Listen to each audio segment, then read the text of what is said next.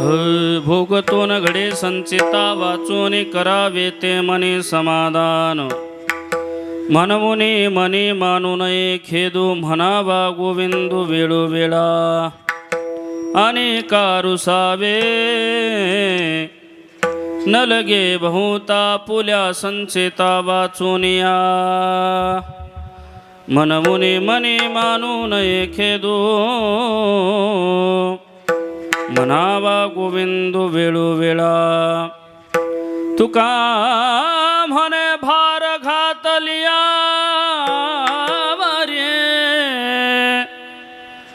तुका म्हणे भार घातलियावरी होईल कैवारी नारायण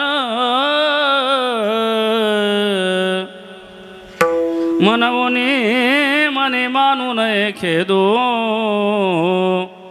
म्हणावा गोविंदू वेळोवेळा पांडुरंगा करू प्रथम नमन पांडुरंगा करू प्रथम नमन पांडुरंगा करू प्रथम नमन हे पांडुरंगा करू प्रथम नमन दुसरे चरणा संताची दुसरे चरण संताची दुसरे चरण संताची त्यांच्या कृपादाने कथेचा विचार त्यांच्या कृपादाने कथेचा विचार बाबाजी सद्गुरुदास तुका बाबाजी सद्गुरुदास तुका बाबाजी सद्गुरुदास तुका समचरण सरोजं सान्द्र नीलाम्बुदाभं जगननिहितपानिं मण्डनं मण्डनाना तरुण तुलसीमाला कंदरं कंजनेत्रं सदयदबलहासं विठ्ठलं चिन्तयामि योऽन्तःप्रविश्य मम वाचिमिमां प्रसुत्तां सञ्जीवयत्यखिलशक्तिधरस्वधाम्ना अन्यौश्च हस्तचरणश्रवणत्वगादीन् प्राणान्नमो भगवते पुरुषाय तुभ्यं नमो सद्गुरु तुकया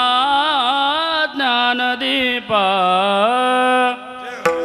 नमो सद्गुरु सच्चिदानन्दरूपा नमो सद्गुरु भक्तकल्याणमूर्ति नमो सद्गुरु भास्करा पूर्णकीर्ती सेवेलागी सेवक झालो तुमच्या लागलो निज चरण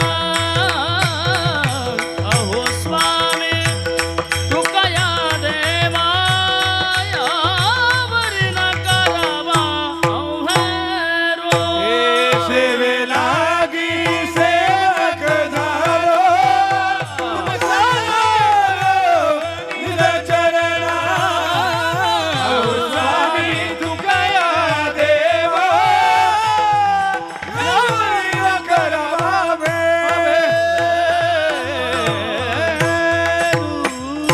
सरदिल समाकार परब्रह्म स्वरूपिणी वासरा पीठ निलय सरस्वते नमोस्तुते जयांचे केलिया स्मरण होय सकळ विद्यांचे अधिकरण तेची बंधू श्री चरण श्री गुरूंचे ते नमस्कारून आता भोगतो न घडे संचिता वाचून भोगतो न घडे संचिता वाचून करावे ते मनी समाधान मनवुनी मनी मानू नये खेदू म्हणावा गोविंदू वेळोवेळा प्रस्तुत प्राप्त प्रसंगी प्राप्त स्थळी कीर्तनरूपी सेवेकरिता निवडलेला अभंग जगातील सुप्रसिद्ध साधू षडगुण ऐश्वर्याधीश अखंड ब्रह्मांड नायक भगवान पंढरीश परमात्म्याचे लाडके लढेवाळ भक्त श्री जगद्गुरु तुकोबाराय महाराज तुकोबारायांचा 4 चरणांचा अभंग असून आजच्या या अभंगातून श्री जगद्गुरु तुकोबाराय महाराज आपल्याला जीवन जगण्याची कला व जीवन जगत असताना कशाप्रमाणे जीवन जगावं या सगळ्या गोष्टींना स्पर्श करणारा अभंग आपल्याला सेवेकरता निवडलेला आहे. विठ्ठल हरे विठ्ठल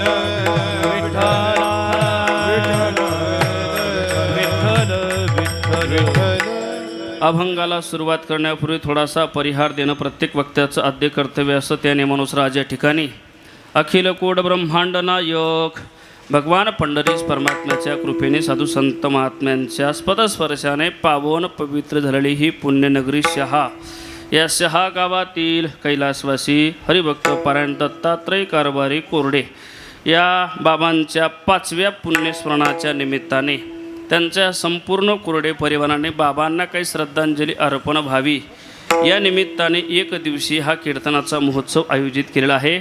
बाबाच्या पश्चात त्यांचा संपूर्ण कोरडे परिवार त्यांच्या आई गंगा भागीरथी सत्यभामा कारभारी कोरडे व त्यांच्या पत्नी गंगा भागीरथी लीलाबाई दत्तात्रय कोरडे व बाबांना 2 भाऊ बाळासाहेब कारभारी आणि चांगदेव कारभारी आणि मला वाटतं बाबांना 2 मुलंसुद्धा आहेत. हरिभक्त पारायण सुदाम दत्तात्रय कोरडे आणि बाळासाहेब दत्तात्रय कोरडे आणि त्यांची तिघही पुतणी अमोल दादा निलेश दादा आणि दीपक दादा असा हा संपूर्ण कोरडे परिवार. आणि या बाबांना 5व्या पुण्यस्मरणाच्या निमित्ताने त्यांच्या आठवणीने काहीतरी नामचिंतन घडावं या उद्देशाने त्यांच्या या परिवाराने एक दिवसीय कीर्तन महोत्सव आयोजित केलेला आहे. या कीर्तन सेवेसाठी महाराष्ट्रातील ख्यातनाम गायक वादक मंडळी कीर्तनकार मंडळी उपस्थित आहेत.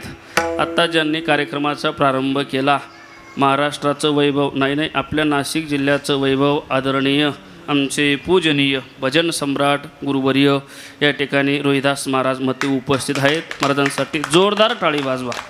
त्यांच्या साथीला हरिभक्त पारायण भजन सम्राट असे आपल्याच नाशिक जिल्ह्याचं वैभव आमचे शिवराम महाराजांसाठीही जोरदार टाळी वाजवली पाहिजे. तसेच आमचे मित्र आदरणीय आपल्या भागाचं वैभव भजन सम्राट आमचे शरद महाराजांसाठी जोरदार टाळी झाली पाहिजे. तसेच आपल्या गावातील परिसरातील सगळेच टाळकरी मंडळी आदरणीय उत्तम बाबासुद्धा उपस्थित आहेत. हार्मोनियम वादक विनेकरी महाराज आणि या ठिकाणी जनाबाई उपस्थित आहेत आहे का नाही. तुळशी घेऊन ताईंसाठी सुद्धा जोरदार टाळी वाजवली पाहिजे.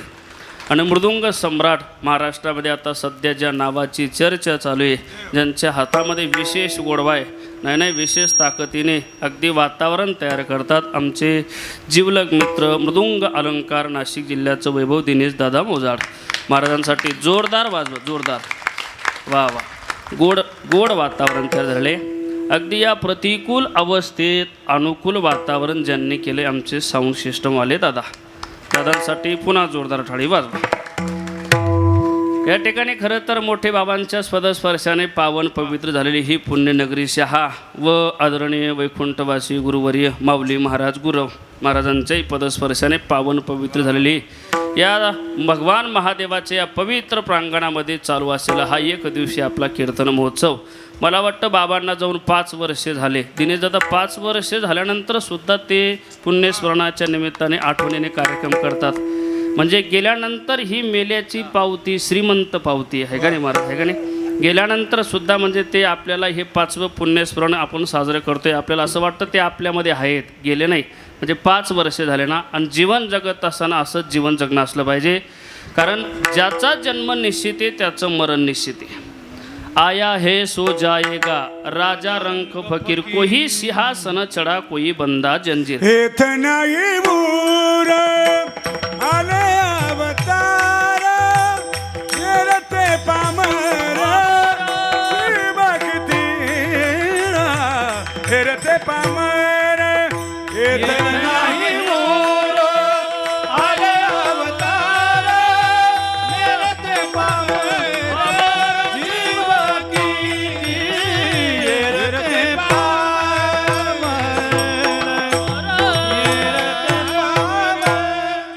सर्वसामान्य माणसाच्या जीवाला मरावं लागतं यात नवलने महाराजांनी गोड प्रमाण दिलं. येथे नाही उरो आले अवतार ज्यांचा अवतार झाला ते सुद्धा शिल्लक राहिले नाही. 9 भी मर गए 10 भी मर गए 788 33 कोटी देवता मर गए पडे काल के भासे.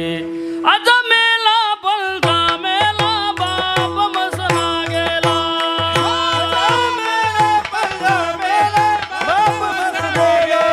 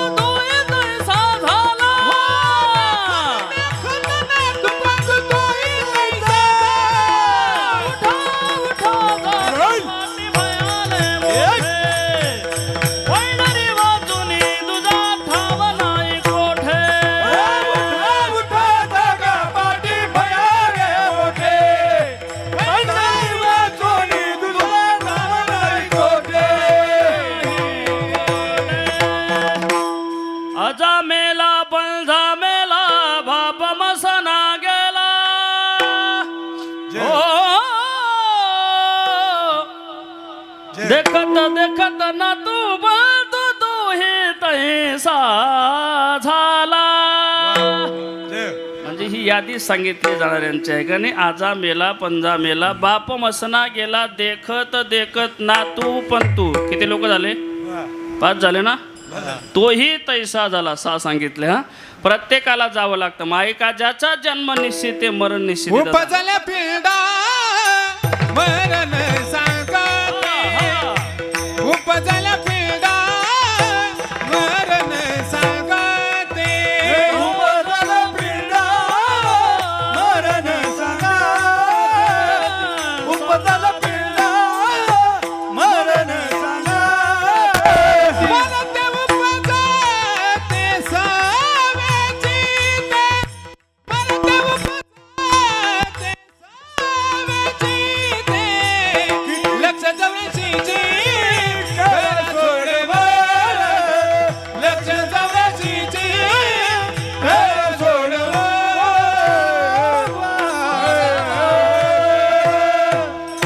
वा वा. उपजल्या पिंडा मरण सांगाती. म्हणजे ज्याचा जन्म निश्चित आहे मरण निश्चित आहे. मग कसं मरावं? उत्तमचे उरे कीर्ती मागे तुका म्हणे का मरणेचे सरे. सांगितलं मी सूर्योदय आणि सूर्यास्त ही जशी नैसर्गिक घटना आहे तसं जन्म आणि मृत्यू ही नैसर्गिक घटना आहे.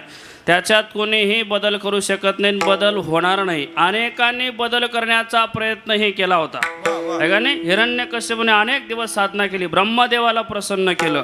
ज्याने हे विश्व निर्माण केलं, सृष्टीचा मालक ब्रह्मदेव, ब्रह्मदेवाला प्रसन्न करून घेतलं. सांगितलं अरे हिरण्यकश्यप प्रसन्न झालो, बोल तुला काय पाहिजे. म्हटले देवा मी अमर झालो पाहिजे. ब्रह्मदेवाने सांगितलं ते खातं माझ्याकडे नाही बाबा. नाही रे म्हटलं मला तुम्ही प्रसन्न झालात ना, मला वरदान दिलं पाहिजे. ब्रह्मदेवाने सांगितलं मी तुला अमर करू शकत नाही, पण मरण तुझ्या इच्छेनुसार होईल. सांग बरं तुला मरण कसं पाहिजे. हिरण्यकश्यपूने मागणी किती सुंदर मागितली बरं अमर होण्याकरता. म्हटले देवा मला घरात मरण नको, बाहेर मरण नको, एवढंच नाही आकाशात नको, पृथ्वीवर नको, एवढंही नाही 12ही महिने नको, शस्त्राने नको, वस्त्राने नको, माणसाकडून नको, प्राण्याकडून नको. अजरामरच झाला ना. किती सुंदर मागणी मागितली. तथास्तून आशीर्वाद दिला.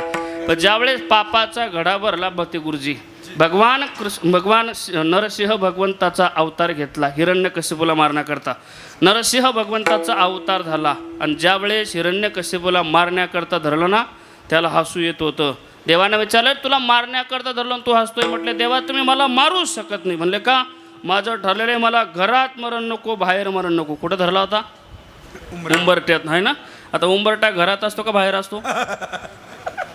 म्हणजे हा प्रश्न मलाही पडलेला आहे ना, म्हणून विचारतोय. म्हणजे उंबरटा घरात नाही बाहेर नाही, उंबरटाच्या ठिकाणी असं म्हणावं लागेल आहे का नाही. मांडीवर धरलं. देवा तुम्ही मला मारू शकत नाही का? माझं ठरले मला आकाशात मरण नको, पृथ्वीवर मरण नको. मांडीवर धरला. म्हटले देवा नाही मारू शकत, कारण ठरलेले माझं अस्त्राने मरण नको, शस्त्राने नको. नखाने फाडला. देवा तरी सुद्धा तुम्ही मला मारू शकत नाही का? कारण माझं ठरलेलं आहे मला 12ही महिने मरण नको. नरसिंह भगवंत म्हणे हा अधिक मास तुझ्याकरताच जन्माला आलेला आहे.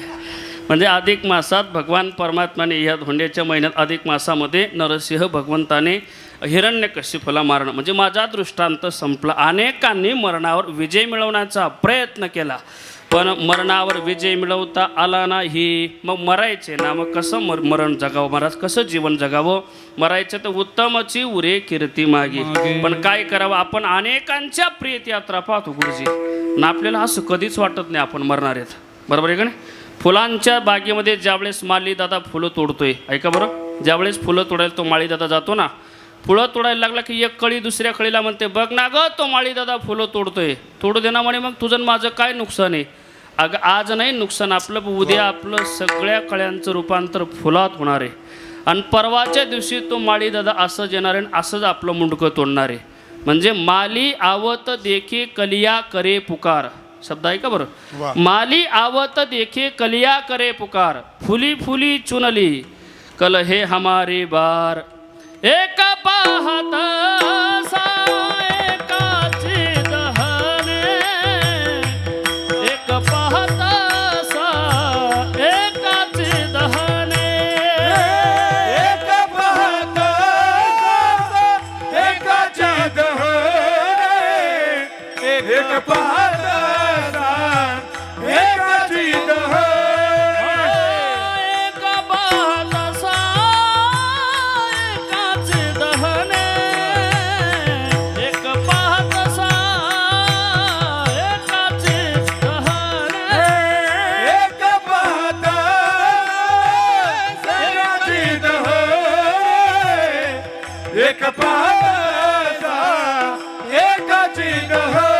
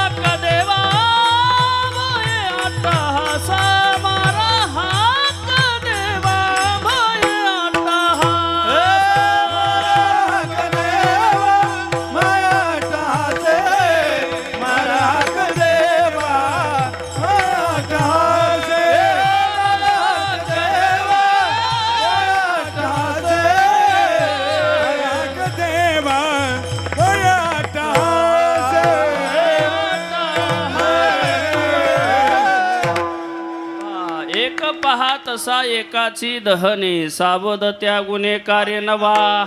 मग आपण एखाद्याची प्रेतयात्रा पाहिली की आपण आठवणीत ठेवलं पाहिजे की आपली प्रेतयात्रा निघणार आहे. सोपं सांगतो ना, झाडाचं पिकलेलं पान गळून पडत असतो, पण ज्यावेळेस ते पिकलेलं पान खाली पडतं ना त्यावेळेस ते पान रडतं. ऐकतंय का? पान रडत असतं झाड हसत असतं. पिकलेलं पान ज्यावेळेस खाली पडतं ना, पान रडतं झाड असतं त्या पानाकडे बघून, आणि हसता हसता ते पान त्या झाडाच्या पानाला झाड त्या पानाला विचारतं, पाना का रडतो रे बाबा? बरे आटे तुझ्या सहवास होतो ना, हिरवगार होतो, पण आता पिकल्यामुळे गळून पडलो ना, ह्या जन्मी तुझी माझी भेट होणार नाही याचं मला वाईट वाटतं. म्हणजे आबके मिचडे कब मिलोगी हम नीचे तुम दूर. ऐका पत्ता कहे सुन वृक्षराय सदा रहो भरपूर अबके बिछडे कब मिलोगी हम नीचे तुम दूर. म्हणजे झाडाचं पिकलेलं पान गळून पडत असं त्याचं काही दुःख नाही, पण मला वाटतं दत्तात्रय दादांचं जाणं म्हणजे हिरवगार पान गळून पडलेलं आहे का नाही. त्यांच्या फोटोकडे बघून बघा ना महाराज, वाटतं का त्यांचं वय झालं होतं. म्हणजे ही हिरवगार पान गळून पडलेले. सूर्योदय आणि सूर्यास्त ही जशी नैसर्गिक घटना आहे त्याच्याबद्दल वाईट वाटत नाही, पण भर दुपारी मावळेला सूर्य म्हणजे दत्तात्रय दादांचं जीवन आहे. सांगण्याचं तात्पर्य असं आहे, ज्याचा जन्म निश्चिते त्याचं मरण निश्चिते. पिरिलब्ध पहिले रचा पाचे रचा शरीर. कारण या देहाची रचना अगोदर आहे आणि मग प्रारब्धाची आहे. ऐका बरोबर, सोपं सांगतो, आधी रूळ टाकला आणि मग रेल्वे गाडी धावली. बरोबर ना? कळतंय ना? का रेल्वे गाडीने मागून रूळ टाकला? नाही, आधी रूळ टाकला आणि त्याच्यावरून रेल्वे गाडी धावली. बरं, मते गुरुजी रेल्वे गाडीच्या ड्रायव्हरनं ठरवलं आपल्याला सरळ असं मुंबईला जायचे. ठरवलं त्याने जाता येईल त्याला? त्याच्या बापानं ठरवलं तर त्याला जाता येणार आहे. त्या वळणाने रुळानेच जावं लागेल त्याला. तसं आपल्याला सुख दुःख भोगायची इच्छा नसली तरी सुद्धा सुख दुःख भोगावीच लागतात, कारण शरीर हे प्रारब्धाच्या अधीन आहे. देह तव है प्रारब्धाधीन, देह तव है प्रारब्धाधीन,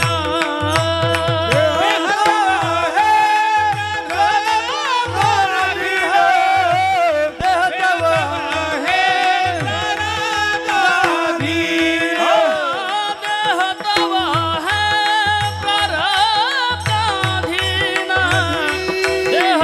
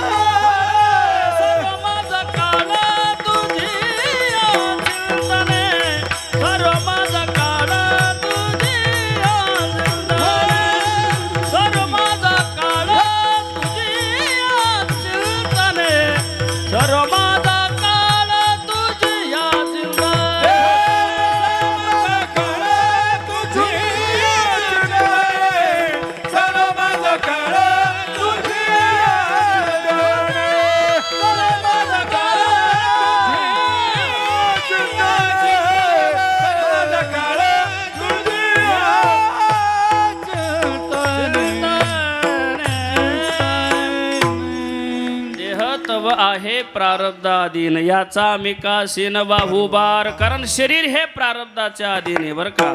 जसं जसं प्रारब्ध आहे त्या त्याप्रमाणे आपल्या जीवनात घडणार आहे. प्रमाण सांगितलं मी. हो, देह तव आहे प्रारब्धाधीन.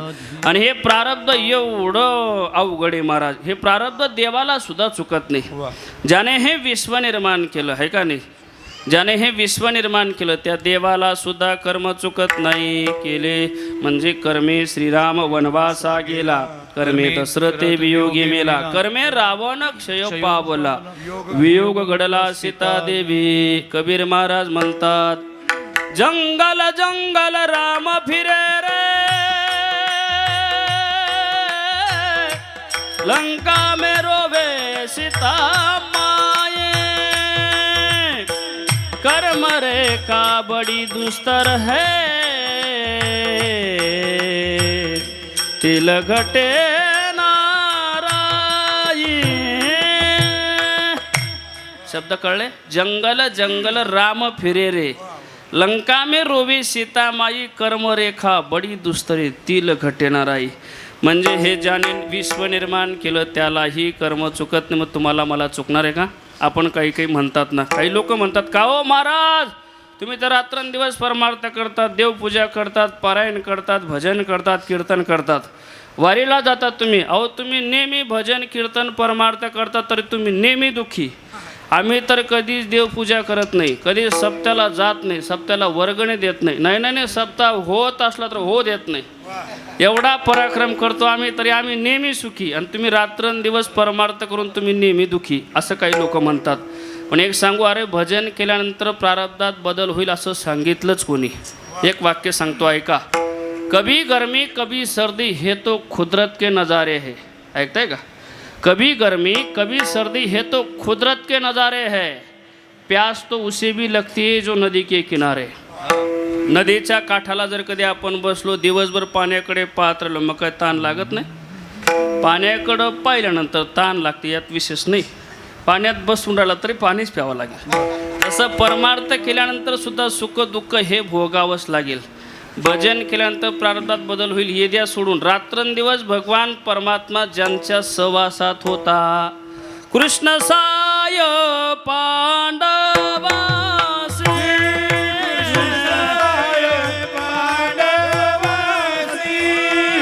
भोगी नष्टचर्येशी,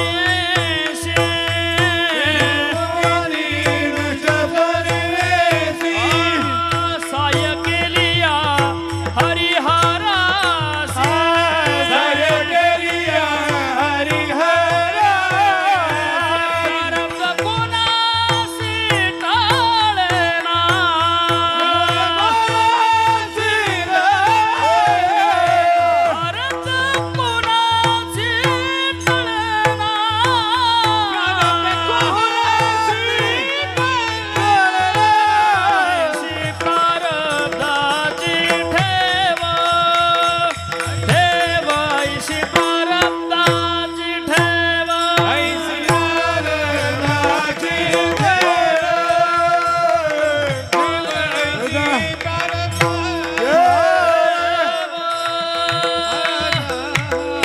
रात्रंदिवस भगवान परमात्मा ज्यांच्या सहवासात होता, कृष्ण साये पांडवासी, ते भोगी ती नष्टचरेशी, साये केलिया हरिहरासी, प्रारब्ध कोणाशी टळेना आईशी, प्रारब्धाची ठेव. मग देवाला चुकत नाही, भजन करतो आपण, प्रारब्ध चुकेल का? नाही ना, प्रारब्ध चुकणार नाही. कारण देह तव आहे प्रारब्धा अधीन. सांगण्याचं तात्पर्य असे, प्रारब्धाच्या अधीन जे जे होणार आहे ते जे जे लिहिले संचिती ते न चुके कल्पांती. आणि प्रारब्ध हे कुणाकुणाला चुकत नाही. ऐका बरं, प्रारब्ध हे माणसाला देवाला चुकत नाही, यात नवल नाही. दिनेश दादा, प्रारब्ध हे मातीच्या भांड्याला आहे, प्रारब्ध हे दगडाला आहे, प्रारब्ध हे लोखंडाला सुद्धा आहे. अजून सांगू, प्रारब्ध फुलांना सुद्धा आहे बरं. एकाच बागेतील फुलं पण उत्तम प्रारब्धवाले देवाच्या डोक्यावर जातात, मध्यम प्रारब्धवाले माणसाच्या गळ्यात येतात, आणि कनिष्ठ प्रारब्धवाले प्रेतावर जातात. एकाच बागेतील फुलं आहेत ना, तरी प्रारब्ध कसं भिन्न भिन्न आहे. सांगण्याचं तात्पर्य, फुलांना द्या सोडून मातीच्या भांड्याला सुद्धा एकाच कुंभार बाबाच्या आव्यामध्ये तयार झालेले मडके गाडगे आपण पाहतो. पण एक गाडगं शिंक्यावर ठेवलेलं असतं लोण्याच्या गोळ्या ठेवण्यासाठी, हे उत्तम प्रारब्ध. एक स्वयंपाकासाठी चुलीवरती, हे मध्यम प्रारब्ध. आणि एक म्हाताऱ्याला उठता येत नाही ना, कॉडजवळ ठेवलं, हे कनिष्ठ प्रारब्ध. मातीच्या भांड्याला एवढंच नाही, एकाच आईच्या पोटी जन्माला आलेले 2 भाऊ. पण एक मंत्रालयात एसीच्या रूममध्ये दिने दादा फक्त फाईलवरती सह्या करतो, एसीच्या रूममध्ये बसून बरं. आणि एक रेल्वे स्टेशनवर हमाली करतो. सांगण्याचं तात्पर्य असे, म्हणजे दोघं भावांना सुद्धा प्रारब्ध वेगळं वेगळे. एकही गुरु से विद्या पडे थे, कृष्णा ते छोटे सुदामा बडे थे. कृष्ण सुदामा एकाच गुरुकडे शिकले, पण एक द्वारकेचा राजा झाला आणि एक दारोदार घरोघरी पीठ मागत होता. सांगण्याचं तात्पर्य असे, प्रारब्ध कुणालाही चुकत नाही. अजून सांगतो ऐका, प्रारब्ध हे दगडाला सुद्धा चुकत नाही. शरद महाराज एकाच खाणीतून दगड काढला आपण 5 फूट लांबीचा, त्याला मधून तोडलं, 2.5 फुटाची पायरी केली, 2.5 फुटाची मूर्ती केली. ऐका ना, ज्याची मूर्ती केली त्याच्यावर लोक डोकं ठेवतात, आणि ज्याची पायरी केली त्याच्यावर लोक पूजा एकावरी पाया देती, पूजा एकावरी पाया देती,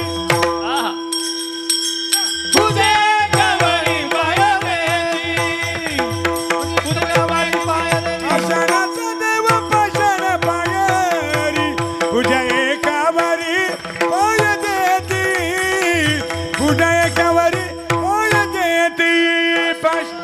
देव पूजन पायरी, पूजा एकावरी पाया देती, पूजा एकावरी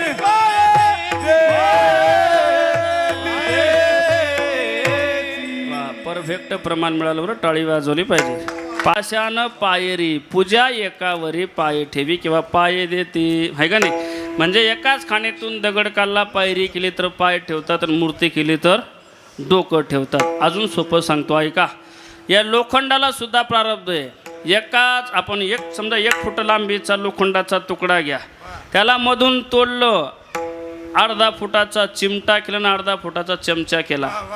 मग झालं काय, चिमटा और चमचे से होत बडी तकदीर, चिमटा जलता अंगार में, चमचा खाता खीर. म्हणजे चमचाची मजाच राहते. म्हणजे आपला चमचा येतच ठेवा. पण एक सांगू, चमच्याचा वापर तोपर्यंतच केला जातो कधीपर्यंत जोपर्यंत भांड्यात माल आहे. लक्षात येतं. आपण आता उन्हाळे दिवस चालू आहेत, आपण आईस्क्रीम खातो. आईस्क्रीम खाल्ल्यानंतर तो छोटासा चमचा मिळतो आपल्याला. आईस्क्रीम खाल्ल्यानंतर आपण तो चमचा खिशात घालतो का, टाकून देतो ना. मग हे ध्यानातच ठेवलं पाहिजे, कोणी चमच्याने. विठ्ठल विठ्ठल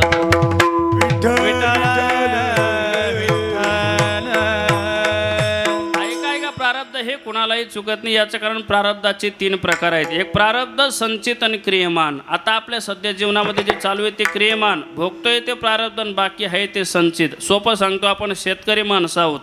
आपल्या शेतामध्ये जे पीक आहे बरं का, ते क्रियमान. शेतातून ते पीक धान्य आपण काढून ठेवलं, साठवलं, ते संचित. आणि साठवलेलं धान्य गिरणीवर दळण्यासाठी नेलं, हे प्रारब्ध. सोपं सांगितलं बरं. ऐकताना. पण काही काही लोक मते गुरुजी जेवण आपल्या घरी करतात, तंबाखू खायला दुसऱ्याच्या घरी जातात. परत तंबाखू खाता खाता दिने दादा त्याच्या ताटाकडे पाहतो, तो काय खातो बुवा. आणि दुसऱ्या दिवशी गावात चर्चा करतो, अरे त्याच्या शेतामध्ये पूर्ण बाजरीचं ज्वारीचं पीक आहे, तरी तो दररोज चपात्या खातो, आणि माझ्या शेतामध्ये पूर्ण गहू आहे, तरी मी दररोज भाकरी खातो. लोक म्हणतात, का रे तो चपात्या खातो, तुला कसं माहिती? मी तिथं जाऊन तंबाखू खातो ना म्हणून. अरे तो चपात्या खातो म्हणजे अरे आता त्याच्या शेतामध्ये दिसायला गहू आहे बरं का. तुझ्या शेतामध्ये दिसायला गहू आहे, त्याच्या शेतामध्ये दिसायला बाजरी. पण त्याने मागच्या वर्षी गहू पेरणी केली होती, आणि तू मागच्या वर्षी बाजरी पेरणी केली होती. मग तू बाजरी पेरल्यामुळे, ती बाजरीचं धान्य साठवून ठेवल्यामुळे तुला 12 महिने भाकरीच खावं लागतील. आणि त्याने गहू पेरणी केल्यामुळे गहू साठवून ठेवला, आणि त्याला 12 महिने चपात्याच खावं लागतील. म्हणजे सांगण्याचं तात्पर्य असे, आपलं हे जीवन जगण्याकरता आपलं जेवण जर कधी मागच्या वर्षाच्या पिकावर अवलंबून आहे, तसं आपण हे सुखदुःख जे भोगतोय गुरुजी, हे सुद्धा मागच्या संचितावरच अवलंबून आहे. पहिलं चरण भोगतो न खाडे संचिता वाचोनी, वा वा.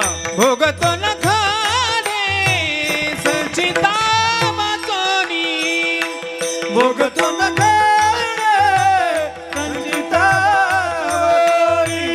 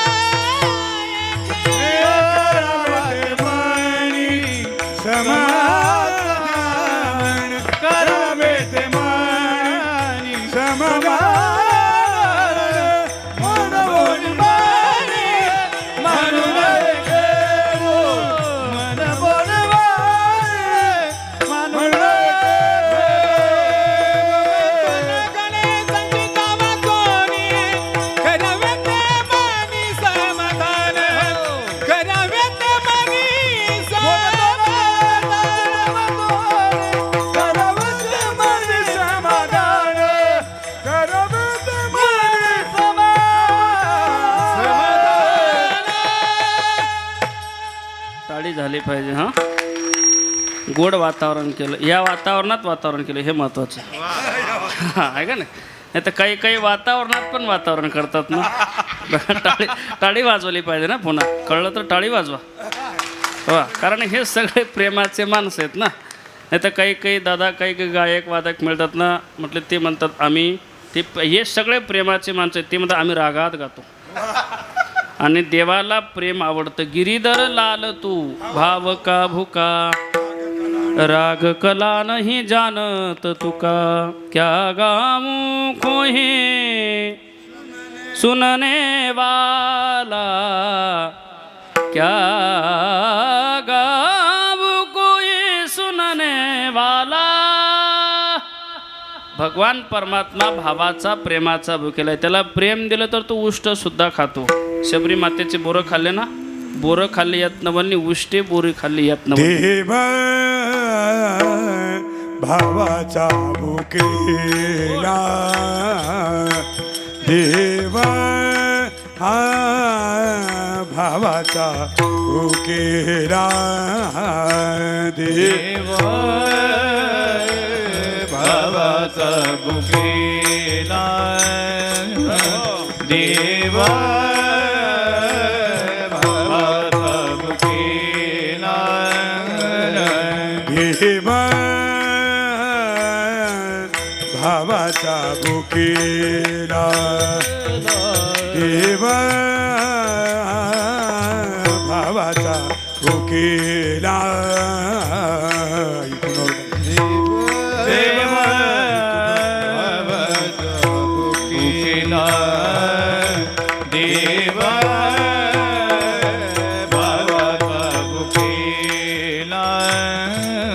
वैकुंठ सोडून या आला,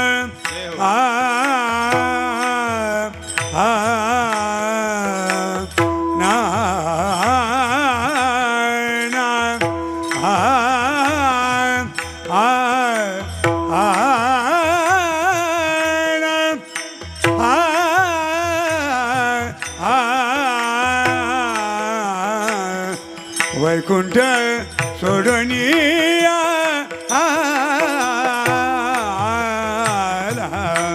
देव भावाचा भुकेला, देव भावाचा भुकेला,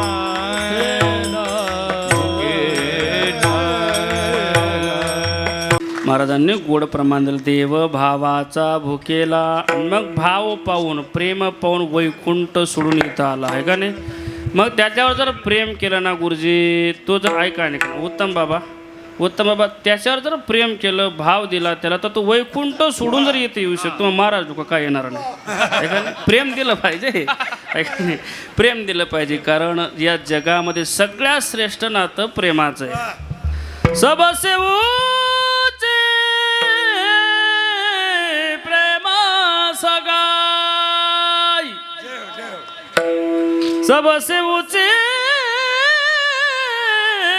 प्रेमा सगाई, दुर्योधन का मेवा त्यागो,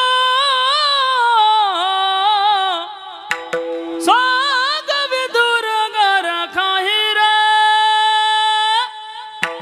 सबसे ऊंचे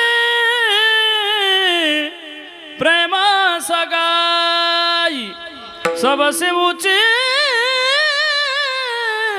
प्रेम सगाई.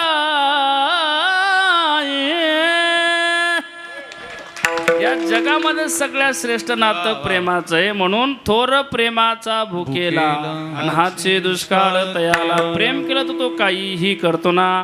मग त्या देवावर प्रेम केलं पाहिजे. भगवंताने तुम्हाला मला हा नरदेह दिला, देवे दिला देह भजना, गोमटा तोया झाला फाटा बाधिकेचा, औटा हात का मानव देह, अल्लाने तुझ दिया, हात का मानव देह, अल्लाने तुझे दिया, औटा हात का मानव देह, अल्लाने तुझ दिया,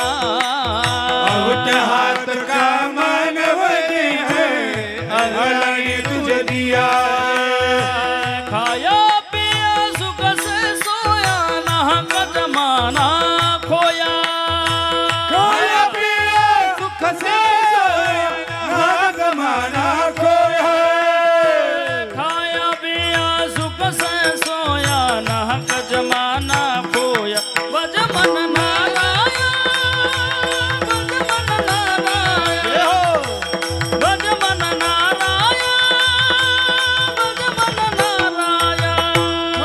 भज मन नारायण भज मन नारायण भज मन नारायण भज मन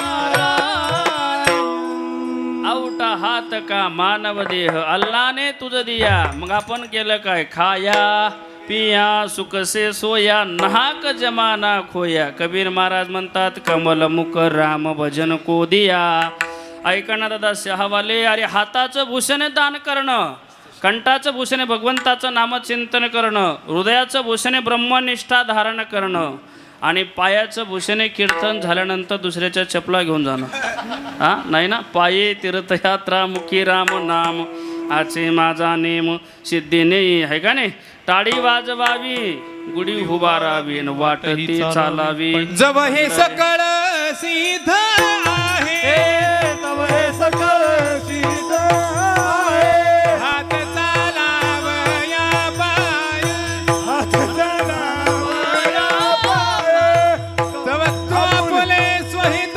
पाहे तीर्थयात्रे जाय चुकू नको तू आपुले त्वहित आहे तीर्थयात्रे जाय चुकू नको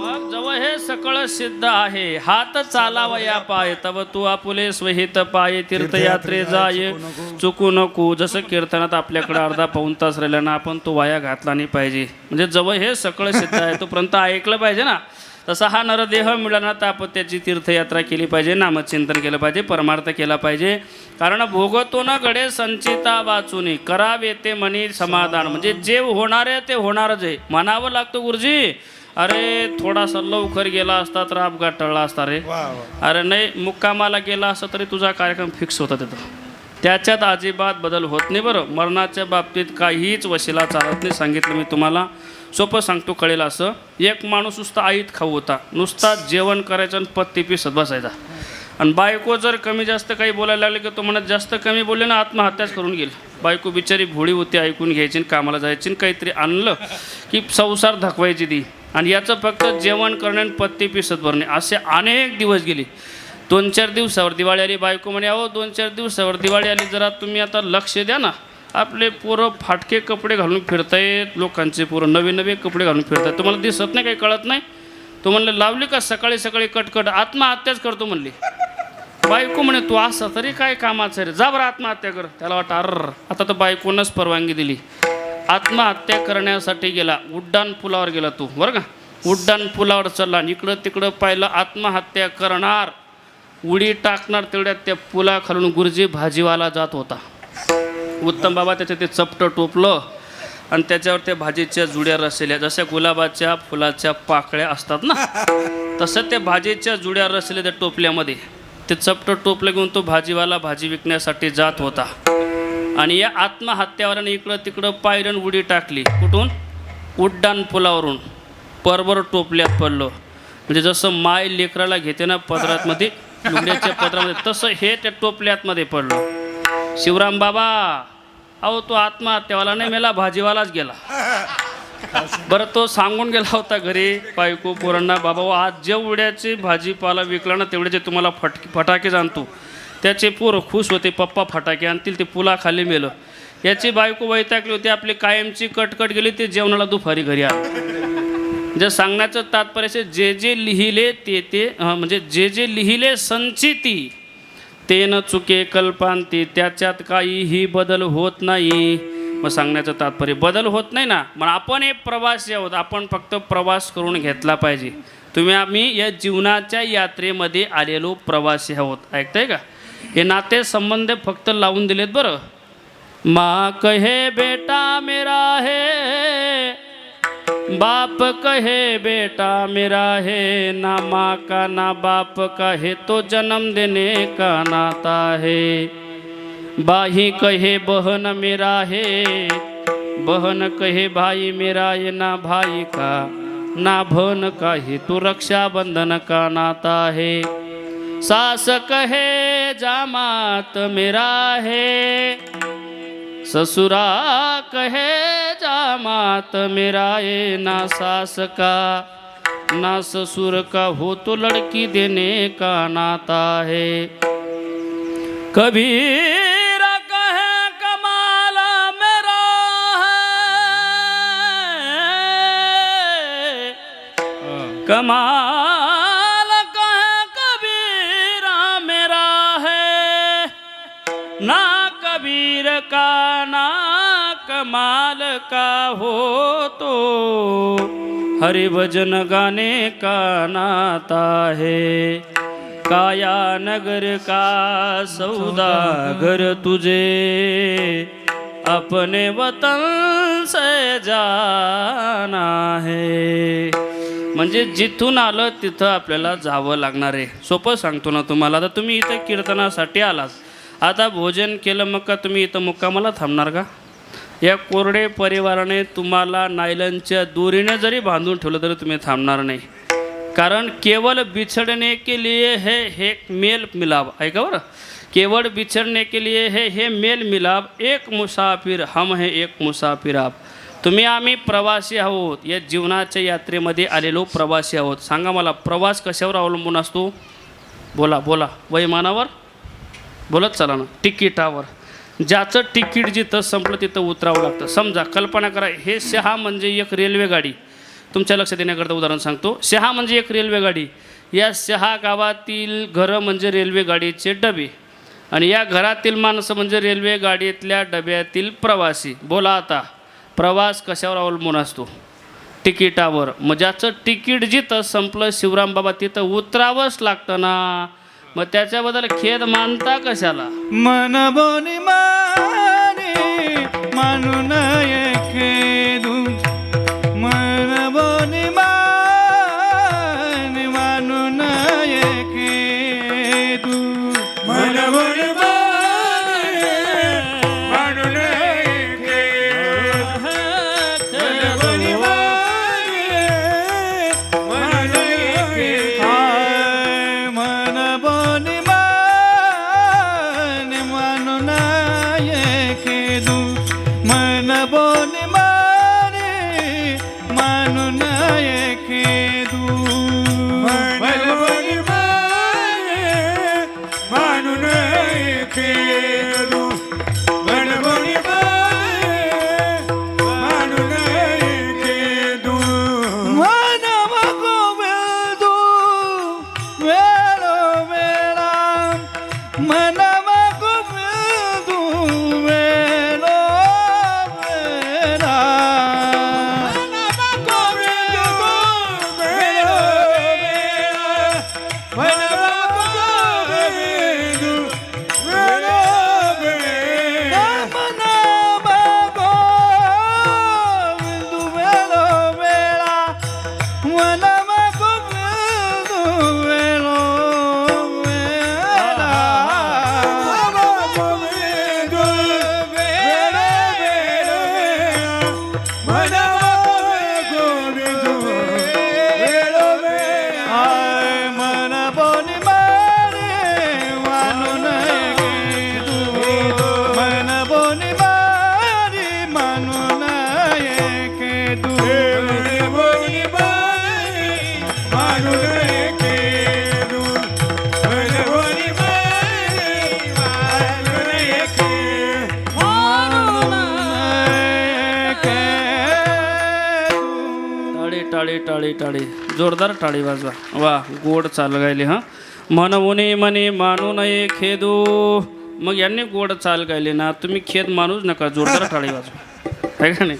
म्हणूने म्हणे मानू नये खेदू. एक तर तुकाराम महाराजांना भेटला. महाराज काय म्हणतात तुम्ही, ज्याचा प्रवास संपला न तो जाणार येईन, खेद मानू नका. काही वाटतं का तुम्हाला? तुकाराम महाराज म्हणले, अरे काय वाटतं का म्हणजे अरे महाराज, ज्याच्या जीवनातील एखादा कुटुंब प्रमुख गेला ना, त्याला त्याचं दुःख कळतं महाराज. तुम्हाला काय नुसतं टाळ घेऊन भजन करायला म्हणतात, म्हणून म्हणेन मानून हे खेदू. सोपं आहे का महाराज? आता मला वाटतं या परिवारामध्ये दत्तात्रय बाबा गेले, त्यांचे चिरंजीव सुदामदादा आणि बाळासाहेब दादा, त्यांना किती दुःख झालं असेल आहे का नाही? कारण आपल्या जीवनातील छायाछत्र गेलं महाराज. म्हणून या जगामध्ये सगळ्यात श्रेष्ठ नातं बापाचं आहे. आई तर मायेचा सागर आहे, आईपेक्षा बी काकांवर प्रेम करणारं जास्त सगळ्यात मोठं पात्र बाप सांगितलं आहे बरं का. म्हणून ज्याच्या जीवनातील बाप गेला झाला त्याला विचारा बापाचं महत्त्व. जोपर्यंत आपले आईवडील जिवंत आहे तोपर्यंत आईवडिलांचं महत्त्व आपल्याला कळत नाही, पण ज्या दिवशी आपला बाप आपला निरोप घेतो ना महाराज, त्या दिवशी बापाचं महत्त्व कळत असतं. सोपं सांगू तुम्हाला, मुलीचं माहेरसुद्धा कुठंपर्यंत जिवंत राहतं, जोपर्यंत तिच्या जीवनातील बाप जिवंत आहे तोपर्यंत. एकदा तिच्या जीवनातील आईवडील गेले, बाप गेला ना महाराज, तिच्यासाठी सुद्धा माहेरचे दरवाजे बंद होतात, प्रेम कमी होतं. म्हणून एक सांगू तुम्हाला, सोपं वाक्य सांगतो, एकुलता एक मुलगा मेला तर न रडणारा बाप या जगात शोधून सापडेल. वाक्य ऐका, एकुलता एक मुलगा मेला तर न रडणारा बाप या जगात शोधून सापडेल. पण ज्यावेळेस मुलगी सासरी जाते ना, त्यावेळेस न रडणारा बाप या जगात शोधून सुद्धा सापडणार नाही महाराज.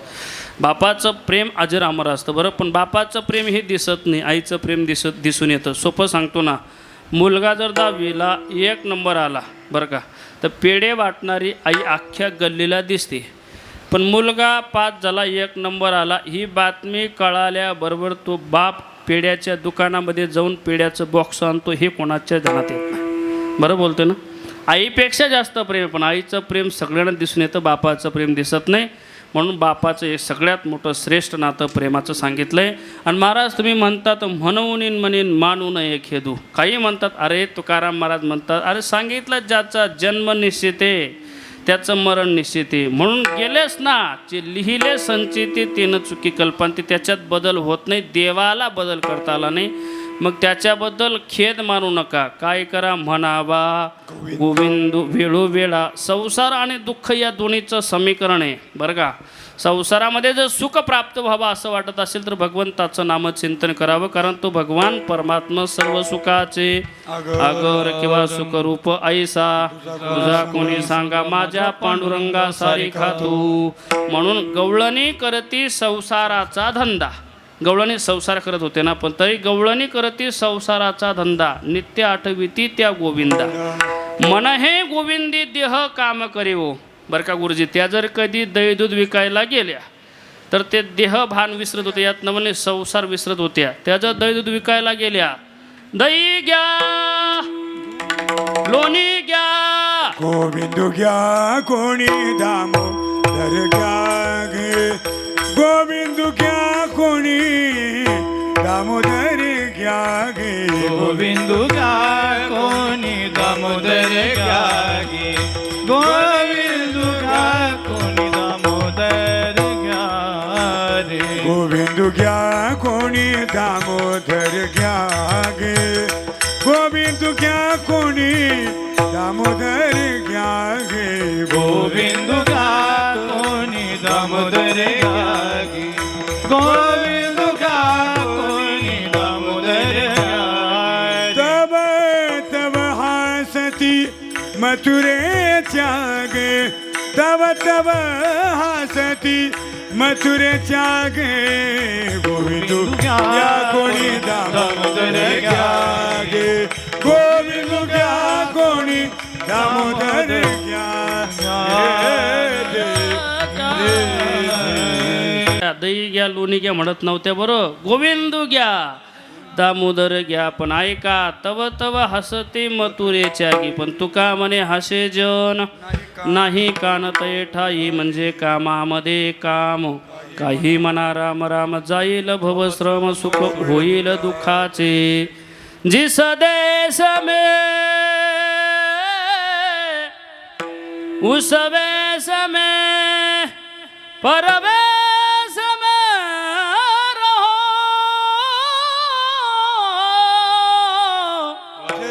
राधा रमा राधा रमा राधा रमा कहो.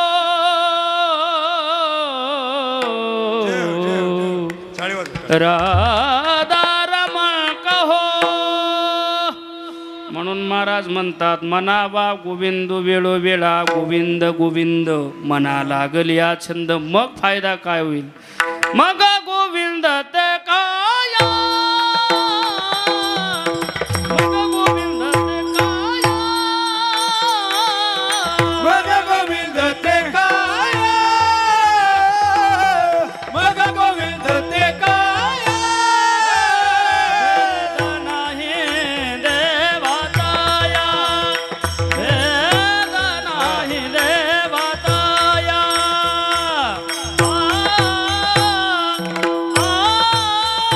मग गोविंद ते काया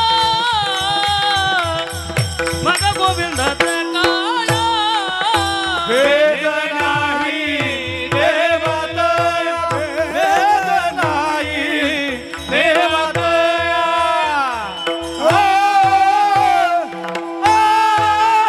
मग गोविंद ते काय मग गोविंद ते काय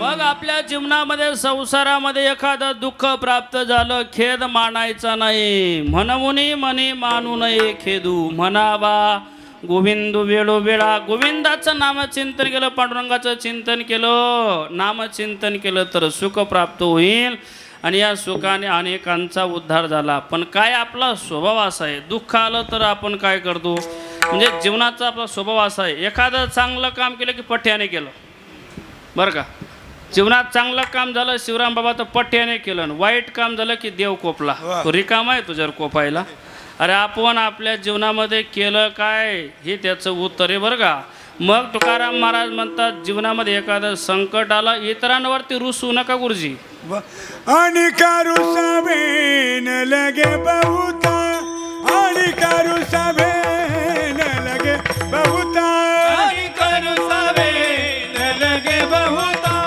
आणि करू सावे न लगे बहुता आणि कारू साबेन लगे बहुता आणि कारू साबेन लगे बहुता आणि करू सावे न लगे बहुता आणि करू सावे न लगे बहुता आपुल्या संचिता वाचुनिया आपुल्या संचिता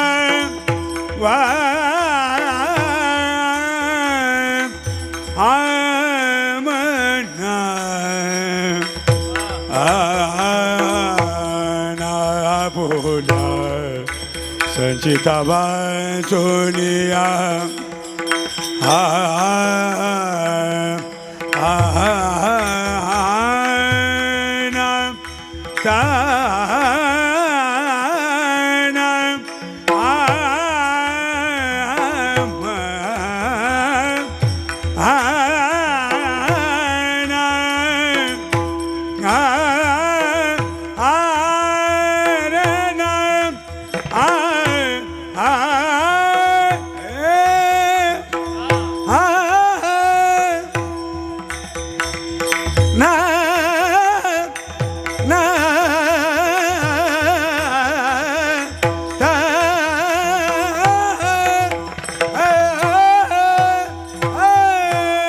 आपुल्या संचिता वाचुनिया संचिता वाचोनिया आपुल्या संचिता वाचोनिया मनवोनी मनी म्हणून मनवोनी मनी म्हणून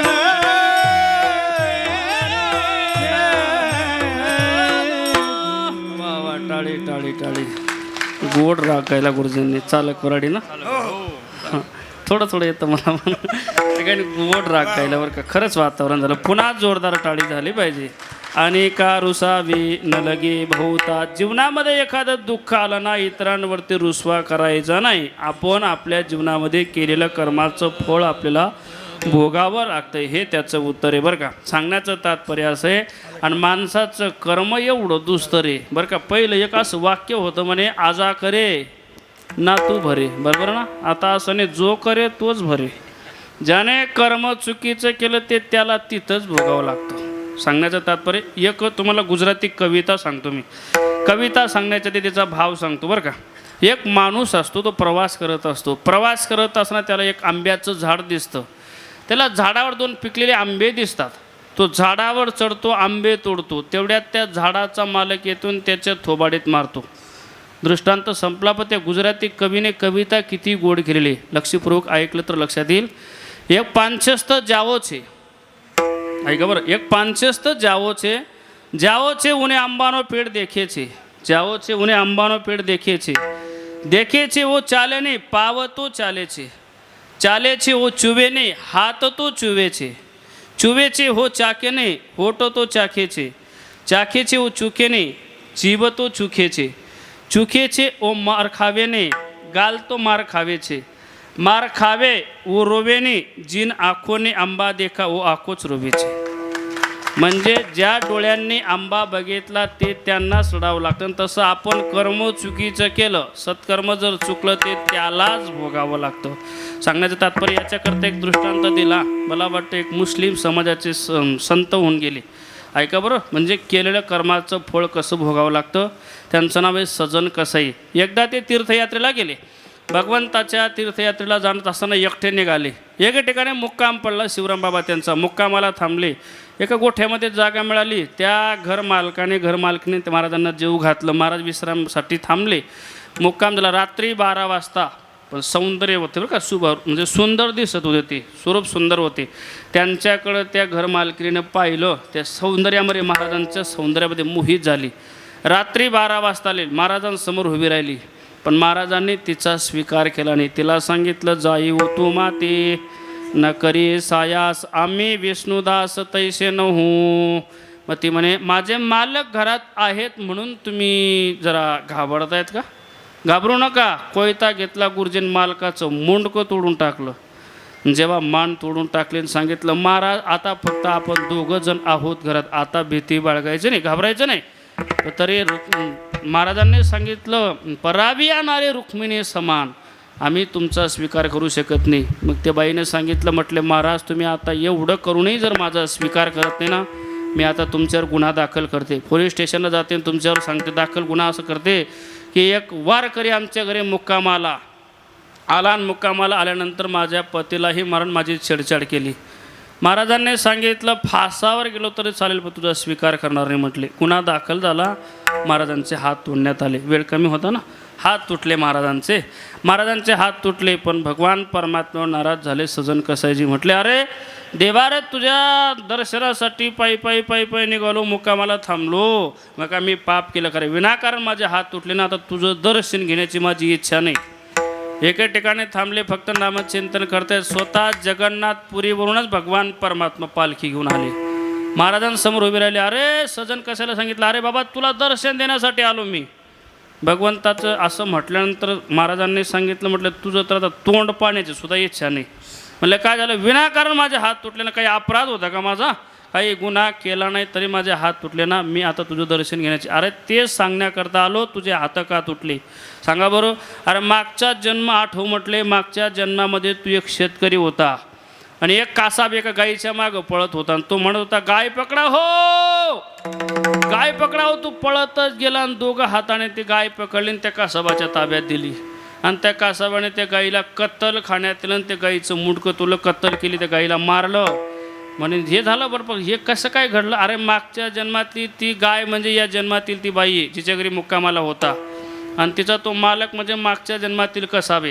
त्या कसाबाने मागच्या जन्मात त्या गाईचं मुंडकं तोडलं होतं ना, आता त्या बाईने तिच्या मालकाचं मुंडकं तोडलं.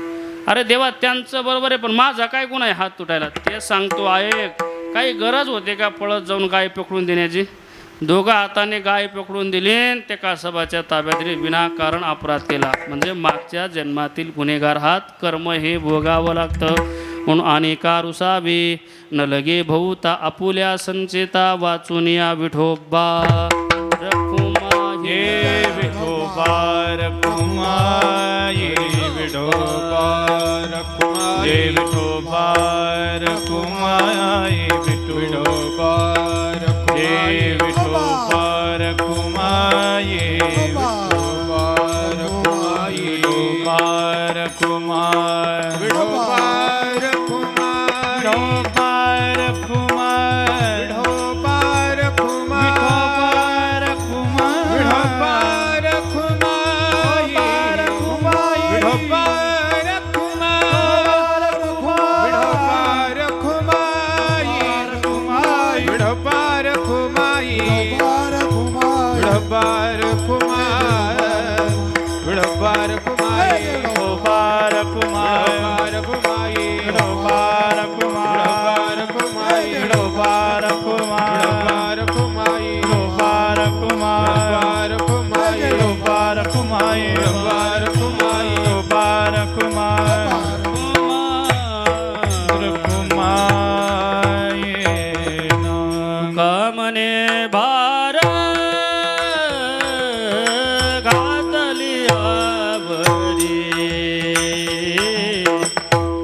तुका म्हणे भार भार घातली आवरे कामने बार घातली आवरी कामने बार घातली आवरी होईल कैवारी नारायण होईल कैवारी नारायण नारायण मन मुनी मने मानून खेदो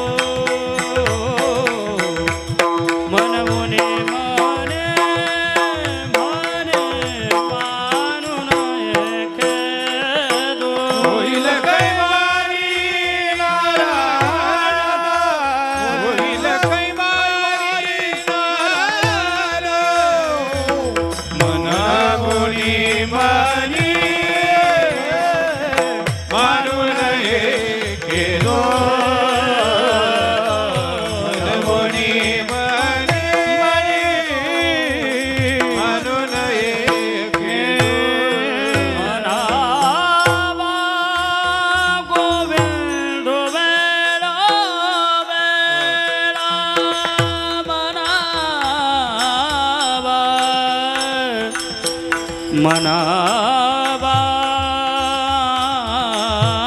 मनावा गोविंद गोविंद वेळो वेळा मनावा मनावा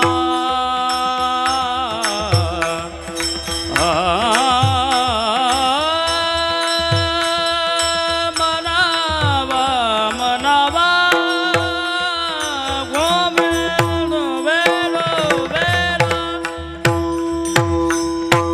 मनावा मनावा गोविंद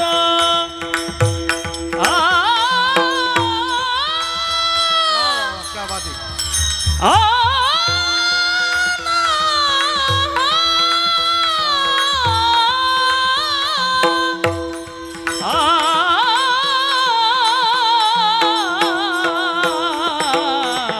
मनावा मनावा मनावा मनावा गोविंदू गोविंदू वेळा गोविंदू मनावा मनावा मनावा हो थांबा मनावा मनावा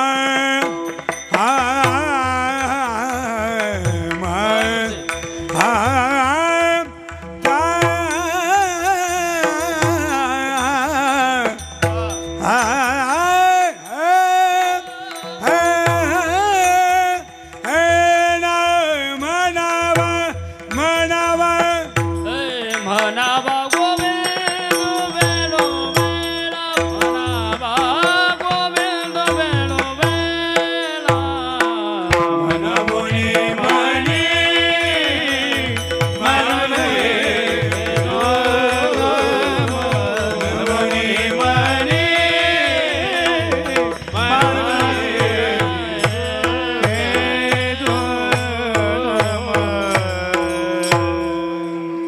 तुका म्हणे भार घातल्यावरी होईल कैवारी नारायण. एखादं संकट आलं, दुःख आलं तर इतरांवरती रुसवा करू नका, त्या देवावर भार टाका, म्हणजे त्याचं नामचिंतन करा. आणि तो जर कधी त्याच्यावर जबाबदारी टाकली, त्याच्यावर भार टाकला ना, तो संकटातून मुक्त करतो. द्रौपदी मातेला भर सभेमध्ये नग्न करण्याचा प्रयत्न केला होता. 2 मिनटं घेतो. द्रौपदी मातेला भर सभेमध्ये नग्न करण्याचा प्रयत्न केला होता. दुर्योधनाने सांगितलं, जाव दुःशासन, बाल पकड कर, खेच कर लाव सभा में द्रौपदी को. फर पडतच ओढत आणलं. पण ऐका, भर सभेमध्ये नग्न करण्याचा प्रयत्न केला. सारी बीच नारी थी या नारी बी सारी ती. बरं का, भगवान परमात्म्याने संकटातून मुक्तता केली. मुक्त केलं ना भगवान परमात्मा धावला. साडी द्रौपदी होती का द्रौपदीत साडी होती हे 100 बहादरांना कळालं नाही. कारण देवावर भार घातला. तुका म्हणे भार घातल्यावरी, मग तो काय करेल, होईल कैवारी नारायण. त्याच्यावर भार टाकला ना तर म्हणून मने मानू नये केदू, म्हणावा गोविंदू वेळोवेळा. ज्ञानेश्वर माऊली ज्ञानराज माऊली, ज्ञानेश्वर माऊली, ज्ञानराज माऊली तुकाराम. माऊली जय जय जय जय ज्ञानेश्वर माऊली, ज्ञानराज माऊली तुकाराम. म्हणे भार घातल्यावरी होईल कैवारी नारायण. म्हणून मनी मानू नये खेदू, म्हणावा गोविंदू वेळोवेळा. झालेली सेवा भगवान परमात्म्याच्या चरणी ही सेवा समर्पित करतो. भगवंत महादेवाच्या चरणी ही सेवा समर्पित करतो. बोलता बोलता माझ्याकडून काही चुकीचे शब्द निघाले असेल ते माझ्या बुद्धीचे दोष समजा, जी योग्य असेल ते गुरुजनांचं. आज या ठिकाणी उपस्थित असणारे आमचे सगळेच गुणीजन, गायक, वादक मंडळी, कीर्तनकार मंडळी, या ठिकाणी उत्तम बाबा, आपल्या महाराष्ट्राचं वैभव, आमचे रोहिदास महाराज मते, आमचे शिवराम महाराज, आमचे शरद महाराज, आदी करून परिसरातील गावातील टाळकरी मंडळी बसले, आमचे अण्णाश्री आहे का नाही. या ठिकाणी मृदुंगा सम्राट आदरणीय आमचे जिवलग मित्र दिनेश दादा, हे सगळेच महाराष्ट्रातील नामांकित मंडळी या ठिकाणी, आमचे सुदाम दादांनी आणि मला वाटतं बाळासाहेबांनी हे सुंदर नियोजन केलं. बरं, या परिवारासाठी हे भव्य दिव्य नियोजन केलं, त्यांच्यासाठी जोरदार टाळी वाजवली पाहिजे. या ठिकाणी अगदी गोड साऊंड लावला आमचे साऊंड सिस्टमवाले दादांसाठी, जोरदार टाळी वाजवा. आणि मला वाटतं दत्तात्रय कारभारी यांना जाऊन हे 5व्या पुण्यस्मरणाच्या निमित्ताने एवढे भव्य दिव्य हे महाराष्ट्रातील नामवंत गायक वादकांच्या उपस्थितीमध्ये हे कीर्तन झालं ना, माझं भाग्य म्हणावं लागेल. आणि हे कीर्तन श्रवण करण्याकरता या कार्यक्रमाचं चित्रीकरण ज्यांनी केलं, आदरणीय आमचे जिवलग मित्र माऊलीचा दास यूट्यूब चॅनलवाले आमचे कृष्णाजी दादांसाठी जोरदार टाळी वाजवली पाहिजे आहे का नाही. आणि दादांच्या चॅनलवरती महाराष्ट्रातील नामवंत गायकांचे चाली, नामवंत कीर्तनकारांचे कीर्तनं, नामवंत मृदुंग सम्राटांचं वादनं, असं गोड जर कधी त्याचा आनंद लुटायचा असेल गायनाचा, मृदुंगाचा, कीर्तनाचा, तर आमच्या माऊलीचा दास या यूट्यूब चॅनलला सगळ्यांनी सबस्क्राईब, लाईक करा आणि इतरांना ती व्हिडिओ शेअर करा. दादांनाही कोटी कोटी वंदन करतो. सेवेला पूर्णविराम किंबहुना तुमचे केले, धर्म कीर्तन हे सिद्धी गेले, येथ माझे जे उरले पायिक पण. विठ्ठल जय जय विठ्ठल, विठ्ठल जय जय विठ्ठल. बोलिलेले कोरे वेडे वा कोणे बोधरे, अपराध महाराई विचारिला अधिकार म्यापुला. तुका म्हणे ज्ञानेश्वरा राखा पाया, करा क्षमा अपराध महाराज तुम्ही. ज्ञानदेव तुकाराम, ज्ञानदेव तुकाराम, तुकाराम तुकाराम. कुंडलिक वरदार विठ्ठल श्री ज्ञानदेव तुकाराम पंढरनाथ भगवान की जय. श्री गुरुनाथ महादेव. भावाचा बुकेला देवा, भावाचा बुकेला, भावाचा बुकेला देवा, भावाचा बुकेला. वैकुंठ सोडून या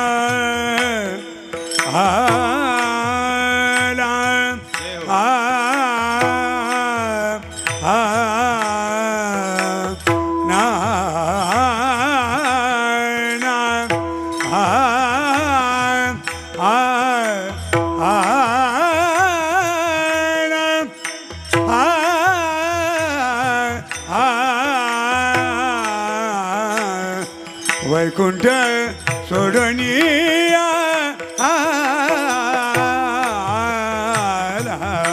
देवा भावाचा केला देवा भावाचा केला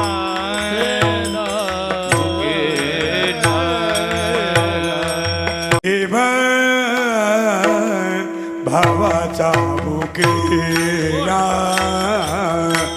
देवा भावाचा बुकेला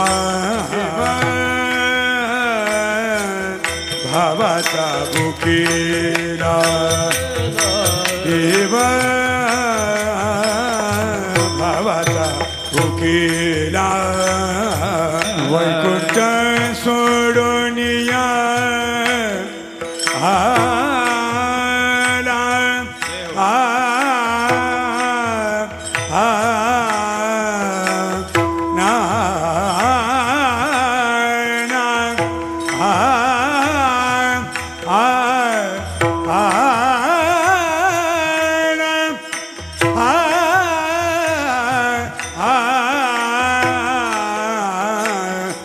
वैकुंठ सोडनिया